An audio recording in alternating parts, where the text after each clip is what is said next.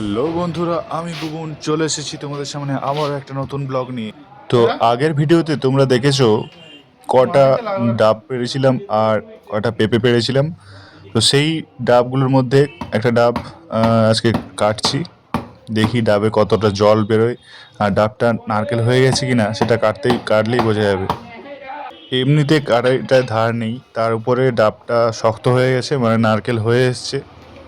এই কাটারিতে কাটলে কাটাই যাবে না, তাই বাবার কাছে চলে গেলাম ওই ডাবটা নিয়ে, বটি দিয়ে কাটা যায় কিনা দেখি। আর ডাবগুলো ছিল সেগুলো পারতে হলো না, সেগুলো আরো বড় হবে।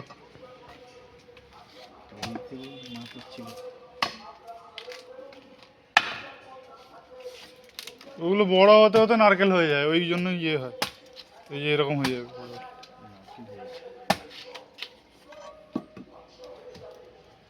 কতগুলো ডাব হয়েছে সেগুলো পারে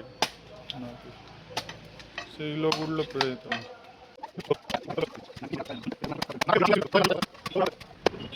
কাঠের ধুয়ে দেখি তো ওগুলো ধুতে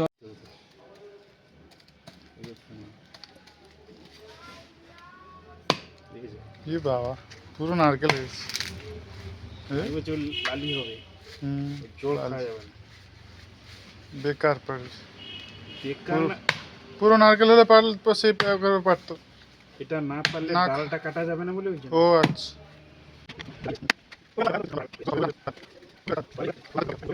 নারকেল হয়ে গেছে, এটা এখন জল ঢালা হবে এর মধ্যে। এই জলটা হচ্ছে, দেখা যাক জলটা কেমন টেস্ট হয়।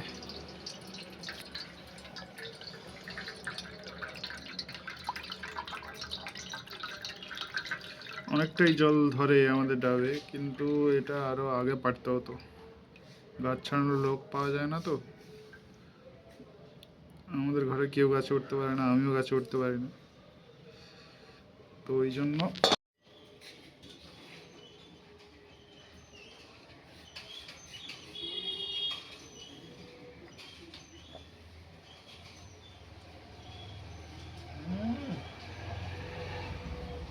দারুণ মিষ্টি একটা জল। মিষ্টি আছে বেশ ভালো। কই ডাবটা নিয়ে নিচ্ছি।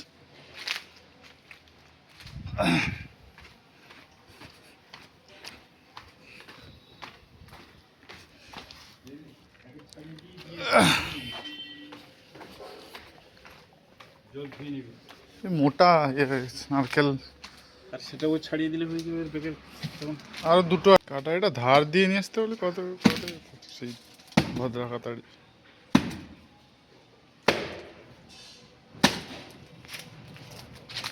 তুলতে হবে, পারবে তো? হ্যাঁ। এরকম তুলবি, এরকম বসে তুলনা করতে হবে। ভিতরে যে খোসাগুলো পড়েছে ওগুলো পরিষ্কার করে দিচ্ছি, তুলে দিচ্ছি, না হলে মুখের মধ্যে লাগবে ওগুলো গেলে। এরপরে আমরা চামচ দিয়ে শ্বাসটাকে তোলার চেষ্টা করব। তো এতে উঠছে না,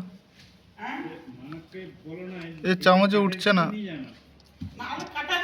শক্ত শক্ত। দেখা হচ্ছে আবার অন্য কোনো একটা ভিডিওতে, ততক্ষণে তোমরা ভালো থেকো, আনন্দে থেকো। জয় শ্রীরামকৃষ্ণ, জয় মা শারদা।